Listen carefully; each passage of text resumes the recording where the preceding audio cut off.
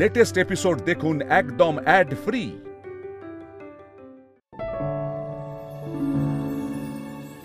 দাদা, গানের ব্যাপারটা মমতা দিদি। বাড়ির সবাই যখন এখানে উপস্থিত, তাহলে শুধু শুধু বসে থাকবে কেন? একটা জমাটিয়াল হয়ে যাক না? গানের লড়াই একদম একদম। কি বলো শালি? না না, ঠিকই বলেছে। যদিও মনে হচ্ছে মেয়েদের দল একটু ভারী, তাও আমরা লড়ে যাবো, ছেলেরা লড়ে যাবো। কি ছোট বাবু, লড়বো তো? হ্যাঁ, এখানে একটু বেশি মেয়েরা আছে। শৈলমাও তো মেয়েদের দলেই পড়ে। চুপ চুপ, বেশি বড় বড় কথা না। শৈলমা আবার খেলবেন নাকি? যাকে যাকে, ঠিক আছে, ছেড়ে দাও। তাহলে আমরা ফাইনালি শুরু করি। ছেলে ভার্সেস মেয়ে অন্তাক্ষরী। আমাদের গল্পগুলো অল্প সময় ঘর পাতালো, তারপর পথ হারালো তোমায় আমায় নিয়ে। আগে যদি বুঝতো তারা মনের নদীর তল পাবে না, বেহায়া মুখ পোড়াতো অন্য কোথাও গিয়ে।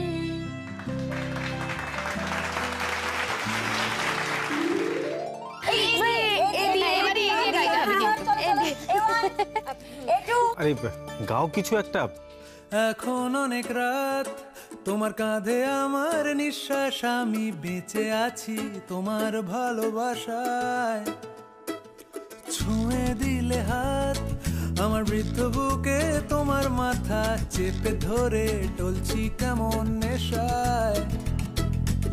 এখন অনেক রাত।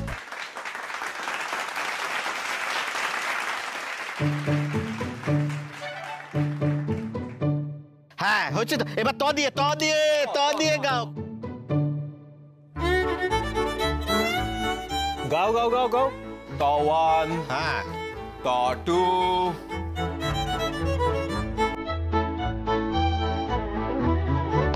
থ্রি,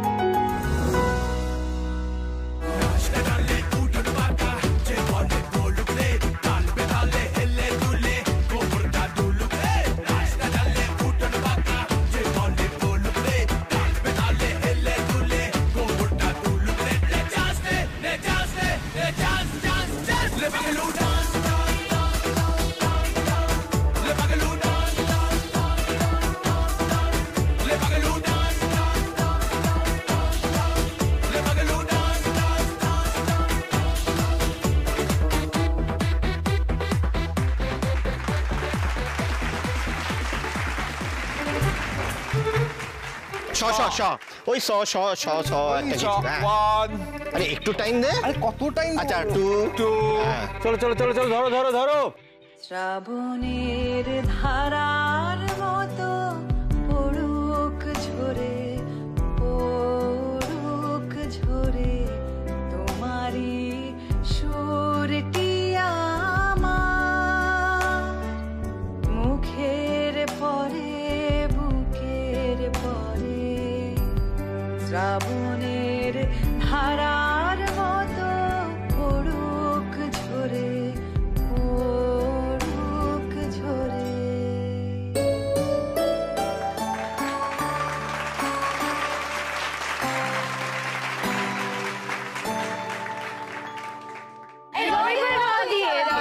আরে তোরা গোল। রূপম দা, কিছু গাও তুমি।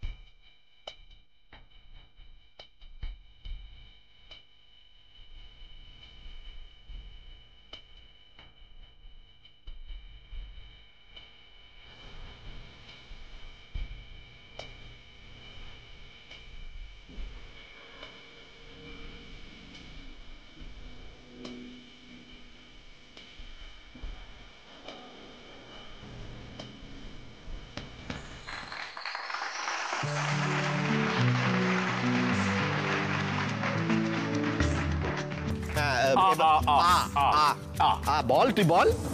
গাও গাও গাও গাও। এই গৌরী, তুমি গাইতে পারবে? হ্যাঁ গৌরী প্লিজ একটা গান করো না প্লিজ, কিছু একটা বাবা কিছু একটা করো গৌরী গাও না প্লিজ। 1 একটু টাইম। আর কত? আচ্ছা ঠিক আছে। 2 আনন্দিনী ওমাজো আসেনি তার মায়ের কাছে। আনন্দিনী ওমাজো আসেনি তার মায়ের কাছে। হে গিরিরাজ দেখে এসো, কৈলাসে মা কেমন আছে। আসেনি তার মায়ের কাছে আমার আনন্দিনী ওমাজো আসেনি তার মায়ের কাছে।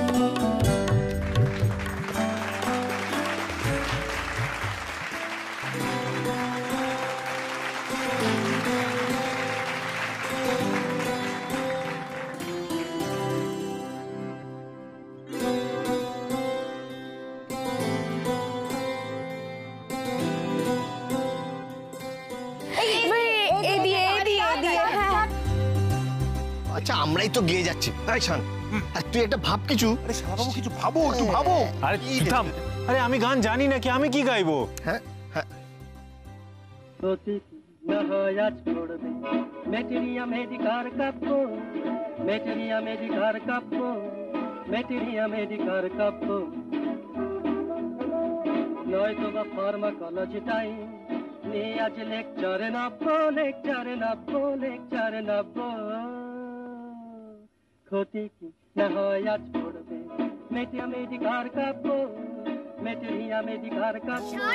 মেটেরিয়া এটা গান হতে পারে না। গান হতে পারে না মানে কি? আরে আমাকে গাইতে বলা হয়েছে, আমি যদি এই গানটাই তো জানি।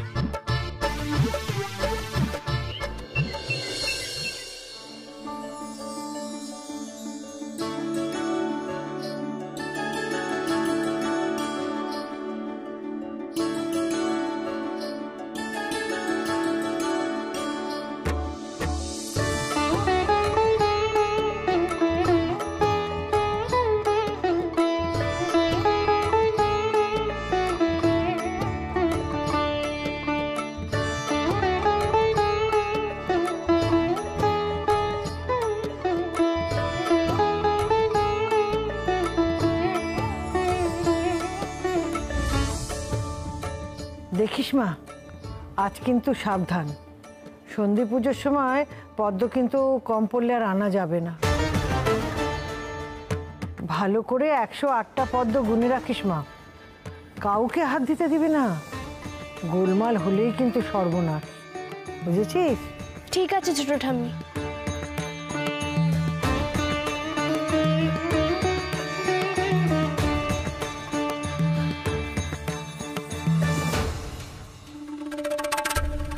গৌরী, হ্যাঁ শৈলমা, কিছু বলবেন? হ্যাঁ একটা জরুরি কথা আছে।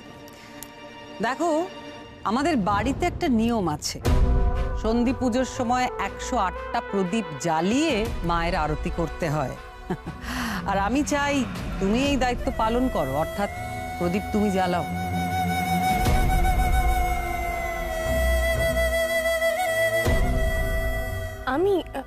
আমি প্রদীপ জ্বালাবো? অবশ্যই। বারে, তোমার জেদের কাছে পরাস্ত হয়েই তো এই বাড়িতে দুর্গাপুজো হচ্ছে গৌরী। গুরু দায়িত্ব তো তোমাকে নিতেই হবে। কি হলো বলো, পারবে তো তুমি? পারবো শৈলমা, নিশ্চয়ই পারবো। মা যদি আমার পাশে থাকেন তাহলে কোনো কিছুই কঠিন নয়। সেই তো, বেশ।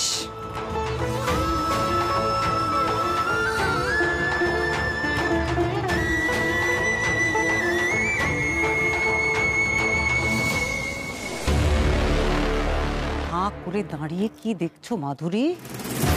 যে কাজটা করার জন্য এসছো সেটা করো। এই তেলের বোতলটা পাল্টে অন্য বোতল রাখো তাড়াতাড়ি। শৈলমা, শৈলমা, এই পুজোর দিনে আপনি আমাকে দিয়ে আবার এরকম একটা কাজ করাচ্ছেন? আমার বারবার এক কথা বলতে ভালো লাগে না, তুমি জানো? কোথায় জল মেশানো তেলের বোতলটা? কোথায়? এই তো, নাও রাখ, পাল্টাও, তাড়াতাড়ি করো।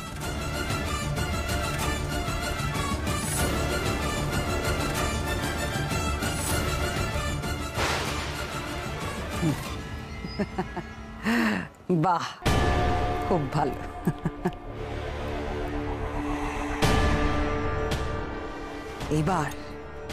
এবার আমি দেখবো কি করে 108টা প্রদীপ জ্বলে। সন্ধি পুজোর সময় প্রদীপই জ্বলবে না, ঘোর অমঙ্গলের লক্ষণ। পরিবারের প্রত্যেকের মনে ভয় জন্মাবে, পরিবেশটাই পাল্টে যাবে, সব দোষ হবে গৌরীর। না না, এটাই ঠিক, এটাই সঠিক পথ। সম্মুখ সমরে নামলে তো বাবা বাধা দিত। খেলাটা না হয় আমি একটু ঘুর পথেই খেললাম। জয় ঘোমটা কালীর জয়।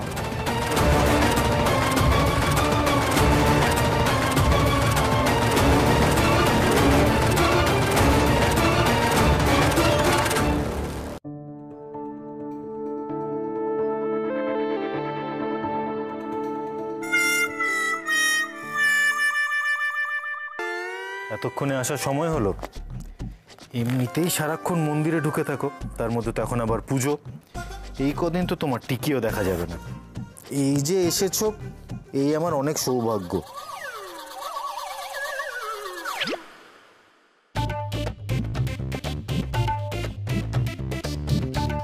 কি ব্যাপার, এভাবে দাঁড়িয়ে আছো কেন? কি হয়েছে?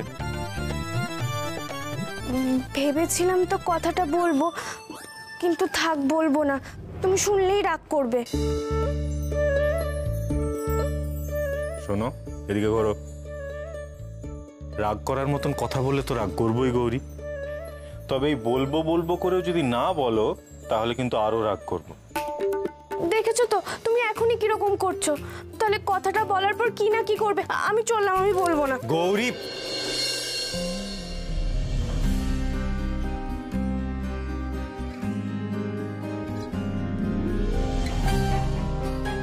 তার মানে বেশ একটা বাজে কিছু আবদার করার তালে আছো। কি বলবে বলো? বকবে না তো? বললাম তো বকবো না গৌরী, বলো। আচ্ছা, বলছি মন্দিরে তুমি তো আজ অঞ্জলি দিলে না, সেই জন্য তোমার জন্য প্রসাদী ফুল এনেছিলাম তোমার মাথায় ছোঁয়াবো বলে।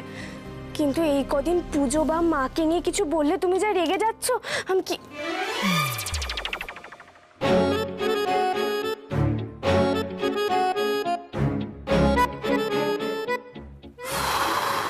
আচ্ছা ঠিক আছে, শোনো না, বলছি তুমি রাগ করো না, আমি ফুল টুল কিচ্ছু ছোঁয়াবো না, আমি এখান থেকে চলে যাচ্ছি। গৌরী,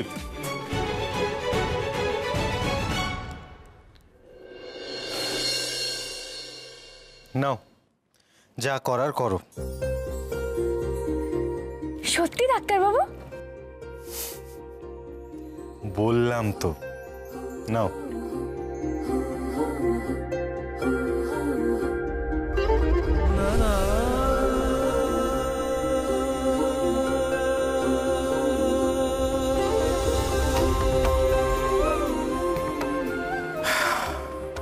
এমন একটা মুখ করে এই সমস্ত বাজে আবদারগুলো করো না গৌরী, যে কিছু বলতেও পারি না।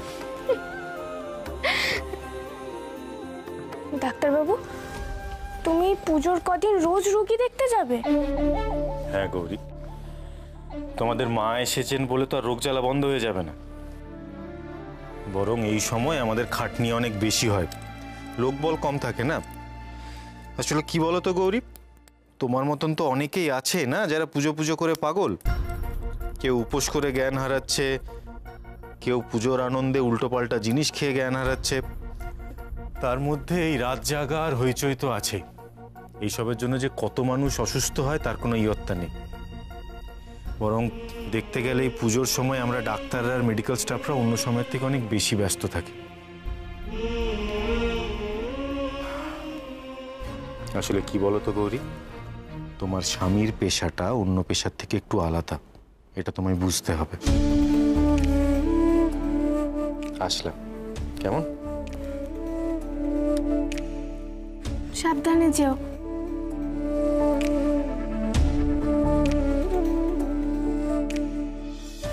দুগ্গা দুগ্গা।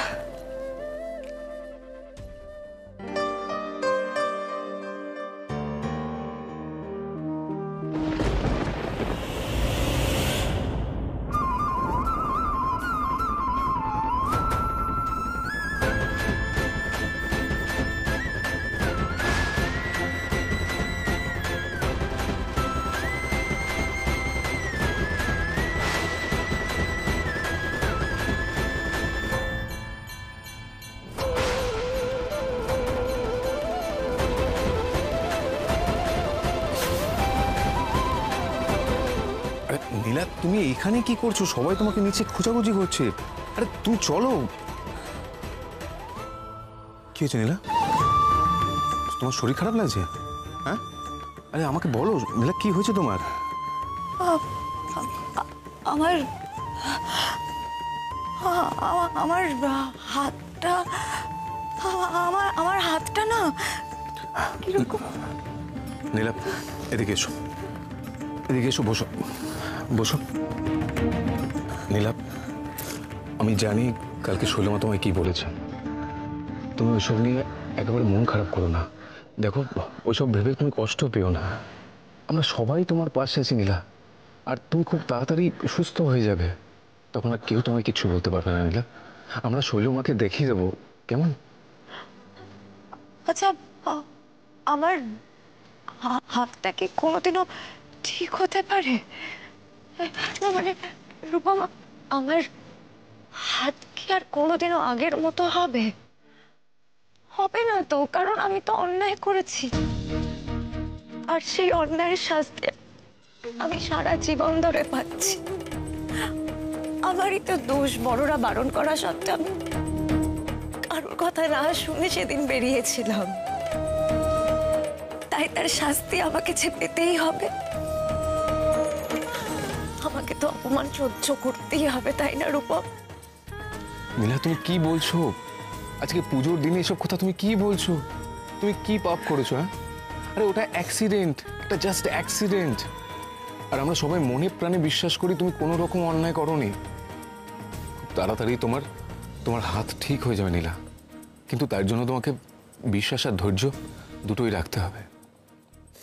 গৌরী কি বলে মাথায় আছে? গৌরী বলে বিশ্বাসের মধ্যে একটা অদ্ভুত শক্তি রয়েছে, আর তোমাকে তো একটু ধৈর্য ধরতেই হবে। এই দেখো না, শালাবাবু নিয়ম করে রোজ তোমাকে ওষুধ খাওয়াচ্ছে। গৌরী জড়িবুটির স্পেশাল তেল তোমার হাতে মালিশ করে দিচ্ছে। প্রত্যেকেই তার নিজের বিশ্বাস দিয়ে তোমাকে সুস্থ করবার চেষ্টা করছে, আর তার ফল তুমি একদিন নিশ্চয়ই পাবে, নিশ্চয়ই পাবে। আর এটাই আমার বিশ্বাস।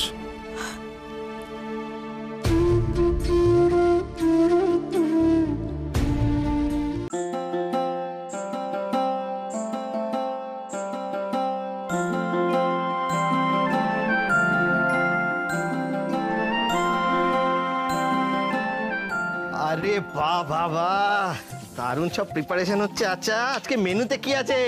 লুচি, ছোলার ডাল, আলুর দম। ঠাম্মি, ছোলার ডালটা মিষ্টি মিষ্টি করেছো তো? হ্যাঁ দাদু ভাই। আর কিশমিশ দিয়েছো? হ্যাঁ, তাও দিয়েছি। আর চাটনি? চাটনি হচ্ছে না শিশির পাতে? হ্যাঁ, সেটা আবার থাকবে না চিকু বাবু? তাও আছে প্লাস্টিক চাটনি। এমা, প্লাস্টিক দিয়ে আবার চাটনি হয় নাকি? ও আমি আর খাবো না। এই ছি ছি চিকু, এরকম বলতে আছে নাকি? আর তাছাড়া আজকের দিনে তো প্লাস্টিক চাটনিই খেতে হয়। এ বাবা, চিকু বাবু এটাও জানে না? জানবো না কেন? অষ্টমীর দিনে তো প্লাস্টিক চাটনি খেতেই হয়, এ তো সবাই জানে। আমি তো মজাই করছিলাম। না না চিকু বাবু, আমরা বুঝতে পেরেছি তুমি খুব জানো। আমরাও তোমার সাথে একটু রসিকতা করছিলাম। ও হ্যাঁ, বলছি সন্ধ্যারতির সমস্ত ব্যবস্থা হয়েছে না? করতে হবে। বাসন মাজা হয়েছে? হ্যাঁ গো ছোট ঠাম্মি, আমি সব দেখে নিয়েছি, তুমি চিন্তা করো না। আচ্ছা। আজকে শৈলমা গৌরীকে সন্ধি পুজোর 108টা প্রদীপ জ্বালানোর দায়িত্ব দিয়েছেন। কি, গৌরীকে দায়িত্ব দিয়েছে? হ্যাঁ গো ছোট ঠাম্মি।